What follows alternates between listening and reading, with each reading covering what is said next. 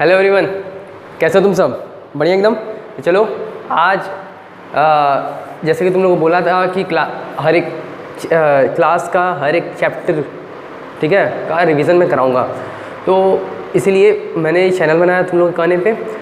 तो ठीक है, चलो आज क्लास 10th वालों आज इलेक्ट्रिसिटी का रिवीजन करते हैं। ठीक है, जितना भी इम्पोर्टेंट है वो सारा मैं यहाँ पे रिवाइज करा दूंगा। ठीक है, तो चलो welcome to my channel BCI Rahul Kumar.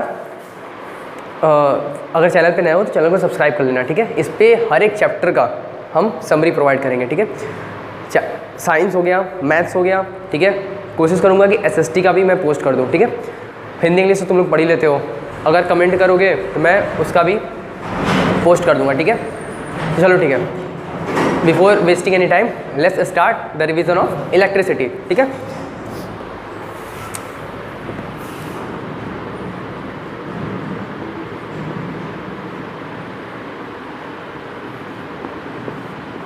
ये तुम लोग के फिजिक्स के पार्ट है, फिजिक्स में आता है।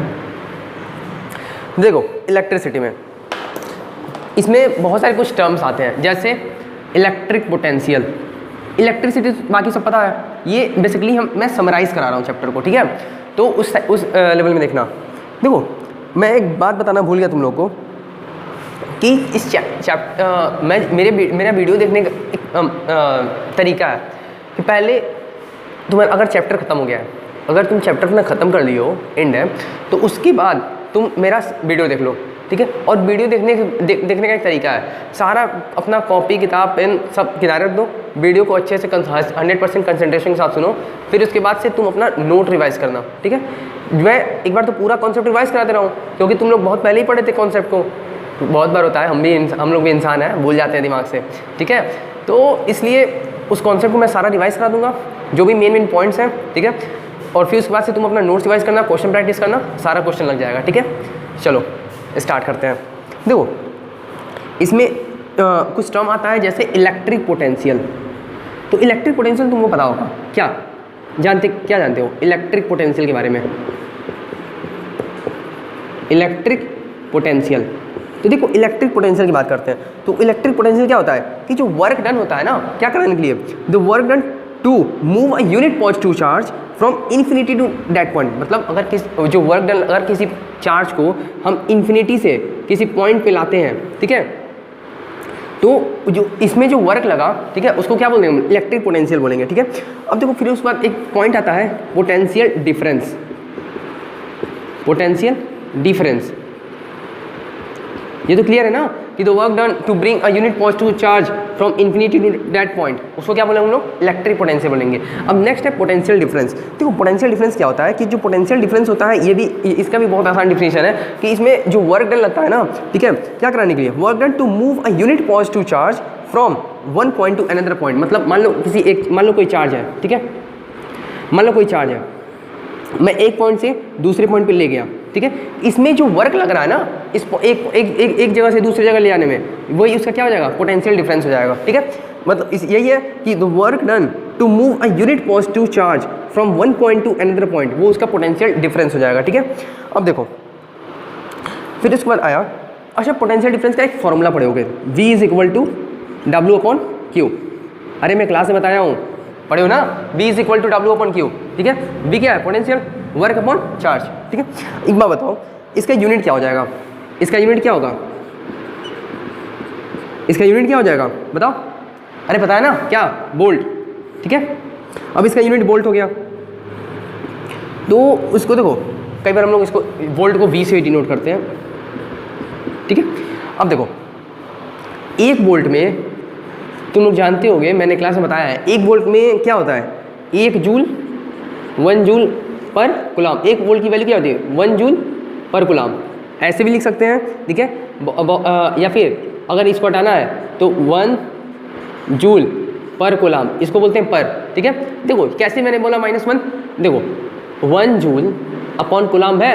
ठीक, ये जब ऊपर, ये नीचे तो प्लस में, ऊपर जाएगा क्या जाएगा? माइनस, तो इसको लिख सकते हैं 1 जूल पर कूलाम। ठीक है, अरे आसान है। चलो देखो, अब देखो तो 1 वोल्ट की वैल्यू कितनी होगी? 1 जूल पर कूलाम, याद रखना इसको, 1 जूल पर कूलाम। ठीक है, अब देखो इसमें कुछ थियरी हैं, जैसे एक अच्छा तुम लोग पता होगा गुड कंडक्टर पूरा कंडक्टर क्या होता है? अच्छा बताओ, गुड कंडक्टर पूरा कंडक्टर अगर जानते हो तो एक बात बताओ, गुड कंडक्टर और पुअर कंडक्टर। देखो गुड कंडक्टर पुअर कंडक्टर में क्या होता है कि मैं कुछ एग्जांपल दूंगा, उसको तुम्हें बताना है कि कौन सा गुड कंडक्टर में आएगा, कौन सा पूरा कंडक्टर में आएगा। तो देखो, अच्छा बताओ लेमन जूस किस में आएगा? लेमन जूस इलेक्ट्रिसिटी कंडक्ट करता है, उसका यूज़ करते हैं हम लोग। क्या होता है लेमन जूस? क्या होता है? गुड कंडक्टर होता है। Lemon juice good conductor. Board में कभी यार पूछता है, ठीक है, एग्जाम्पल पूछ देता है, इसलिए मैंने सोचा कि इसको अपने पॉइंट में ऐड कर देते हैं। तो लेमन जूस हो गया, ठीक है। विनेगर, लेमन जूस, विनेगर, ठीक है। एसिड सॉल्यूशंस, एसिड सॉल्यूशन, ठीक है, एसिड सॉल्यूशन हो गया। बेसिक सॉल्यूशन हो गया, बेसिक सॉल्यूशन हो गया, ठीक है। और सॉल्टी वाटर, ये सब क्या होते हैं? सॉल्टी वाटर, ये सब क्या होते हैं? गुड कंडक्टर होते हैं। अब आते हैं पुअर कंडक्टर के बारे में। तो पुअर कंडक्टर में आ जाएगा हमारा कोल तार, ठीक है, कोल तार आ जाएगा, ठीक है। डिस्टिल वाटर आ जाएगा, डिस्टिल वाटर, ठीक है। हनी आ सकता है, हनी, ठीक है, हनी आ जाएगा। वेजिटेबल ऑयल आ जाएगा, वेजिटेबल ऑयल, और फिर उसके बाद से कैरोसिन, ठीक है। तो ये देखो, ये तुम्हें याद रखना है कि गुड कंडक्टर में कौन कौन से आएंगे और पुअर कंडक्टर में कौन कौन से आएंगे, ठीक है। तो देखो गुड कंडक्टर में कौन कौन सा आएगा, कभी कभी एग्जांपल बोर्ड में पूछ देता है कि अच्छा बताइए, एक नंबर पूछेगा वेरी शॉर्ट में कि कौन सा गुड कंडक्टर है, कौन सा पुअर कंडक्टर है। तो हमें याद रखना है कि गुड कंडक्टर में कौन कौन से आएंगे? Lemon juice, vinegar, acid solution, basic solution और सॉल्टी वाटर। और पुअर कंडक्टर में कोल तार, distil water, Honey, vegetable oil, kerosene, ठीक है। तो ये याद रखना। और ये भी याद रखना, इलेक्ट्रिक पोटेंशियल तो पता ही चल गया कि अगर जो वर्क डन लगता है यूनिट पॉजिटिव चार्ज को लाने में, कहाँ से? इन्फिनिटी से टू दैट पॉइंट, उसको बोलते हैं हम लोग क्या? Electric potential. और पोटेंशियल डिफरेंस, जो work done to bring a unit positive charge from one point to another point, उसको क्या बोलेंगे हम लोग? Potential difference. पोटेंशियल डिफरेंस का फॉर्मूला क्या होता है? V is equal to W/Q। और 1 वोल्ट एक 1 वोल्ट इज इक्वल टू कितना होता है? 1 जूल पर कूलम। अरे आसान है, ठीक है। चलो अब नेक्स्ट हम लोग देखते हैं,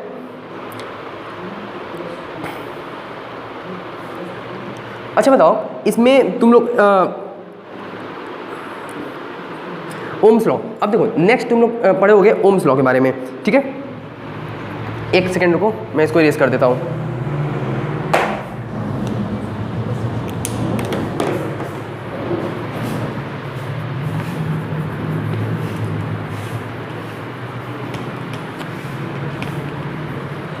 सारा हमें याद करना है, जितना भी मैं बता रहा हूँ, ठीक है। सब बोर्ड में पूछते हैं सब।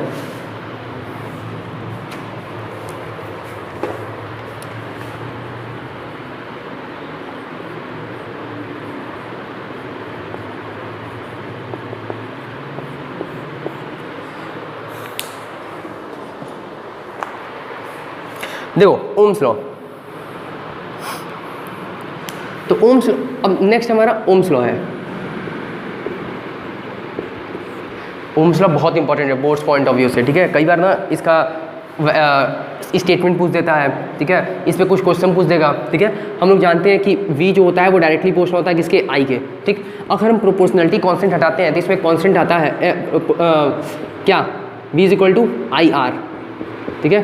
प्रोपोर्शनलिटी कांस्टेंट हटाते हैं तो हमें R मिल जाता है, ठीक है।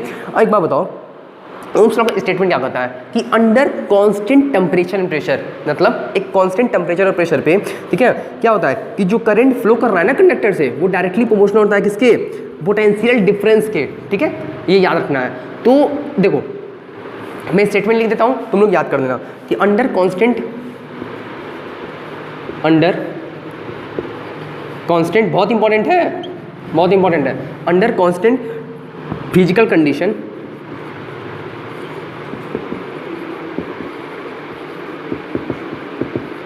वो फिजिकल कंडीशन क्या हो सकता है? टेम्परेचर और प्रेशर, टेम्परेचर एंड प्रेशर, ठीक है। अब देखो क्या pressure, the current flowing through, the current the current flowing through a conductor, flowing through a conductor, ठीक है, is directly proportional to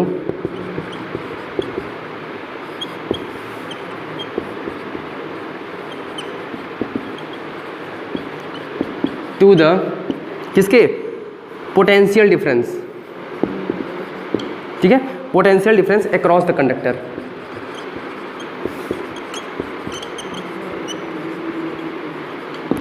एकदम बहुत इंपॉर्टेंट है ये, ठीक है, तो याद रखना है इसको। अब देखो ये तो पता ही है तुम्हें, V क्या होता है, वोल्टेज, अरे पता है ना, सारा क्लास में बताया हूँ। अब देखो I क्या है, करंट, और R क्या है, रेजिस्टेंस, ठीक है, R क्या है, रेजिस्टेंस, ठीक है। अब देखो इसमें रेजिस्टेंस की यूनिट क्या होती है, अरे पता है रेजिस्टेंस की यूनिट क्या होती है, क्या, ओम्स। रेजिस्टेंस की यूनिट क्या होती है, इसको हम लोग ओम बोलते हैं, ठीक है।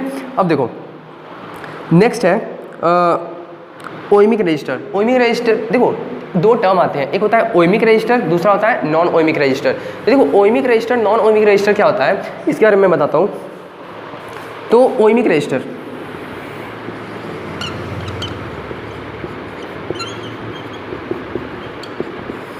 देखो ओमिक रजिस्टर में क्या होता है कि conductor which follow the Ohm's law at a constant temperature, उसको हम लोग बोलेंगे ओम्स लॉ। मतलब जो कोई भी मतलब मान लो कोई कंडक्टर है, ठीक है, वो ओम्स लॉ को फॉलो कर रहा है, ठीक है, ओम्स लॉ को फॉलो कर रहा है एक कांस्टेंट टेम्परेचर पे। किसको फॉलो कर रहा है, ओम्स लॉ को, उसको हम लोग बोलेंगे ओमिक रजिस्टर, ठीक है। और एक होता है नॉन ओमिक रजिस्टर, ठीक है। देखो ये ओमिक रजिस्टर और एक non ohmic register, non ohmic register.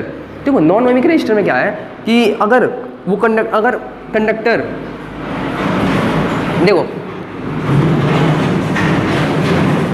Sorry for disturbance, ohmic register क्या था, अगर कोई कंडक्टर क्या कर रहा है, ओम्स लॉ को फॉलो कर रहा है कांस्टेंट टेम्परेचर पे, तो उसको बोल दिया ओमिक, ठीक है, ओमिक रजिस्टर। और नॉन ओमिक रजिस्टर उसका जस्ट रिवर्स, मतलब अगर कोई कंडक्टर फॉलो नहीं कर रहा है ओम्स लॉ को, कब, कांस्टेंट टेम्परेचर पे, ठीक है, मतलब conductor which do not follow the Ohm's law, उसको बोलेंगे हम लोग नॉन ओमिक रजिस्टर। अब देखो इन दोनों का एग्जाम्पल भी याद रखना है। वो एग्जाम्पल ये है कि देखो एग्जाम्पल देखो ओमिक रजिस्टर का एग्जांपल हो जाएगा हमारा जितने भी मेटालिक कंडक्टर हैं, जैसे कॉपर, एल्युमिनियम, ठीक है, सिल्वर एक्सेट्रा, ये सब क्या होते हैं, ये हमारे ओमिक रजिस्टर होते हैं। लेकिन नॉन ओमिक रजिस्टर में कौन कौन सा आएगा, नॉन ओमिक रजिस्टर का LED, solar cells, junction diode, transistor, bulb filament, ये सब क्या होते हैं, नॉन ओमिक रजिस्टर में आते हैं, ठीक है। अब देखो इसमें बहुत सारे टर्म्स हैं जो हमारे लिए यूजफुल हैं, जैसे अभी तुम लोग पढ़ोगे। अब जो मोस्ट इम्पॉर्टेंट पॉइंट्स हैं वो अब यहाँ पे स्टार्ट होंगे, ठीक है। आप लोग पढ़े होंगे पोटेंशियल डिफरेंस तो हो ही गया, सीरीज कॉम्बिनेशन और पैरेलल कॉम्बिनेशन, ठीक है। हर एक चीज़ मैंने क्लास में डिस्कस किया है।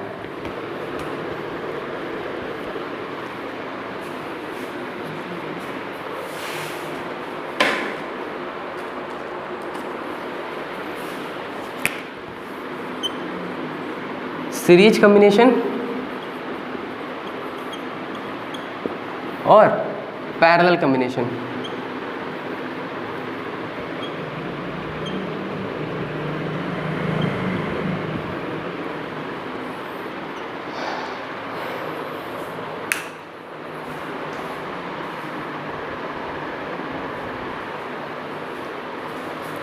देखिए सीरीज और पैरेलल कॉम्बिनेशन यहाँ से हम लोग अब नेक्स्ट पार्ट में अपना कवर करेंगे, ठीक है। तो थोड़ा सा बचा है, ज़्यादा नहीं है, तो ठीक है, अपना पढ़ाई करते रहो। All the very best, bye.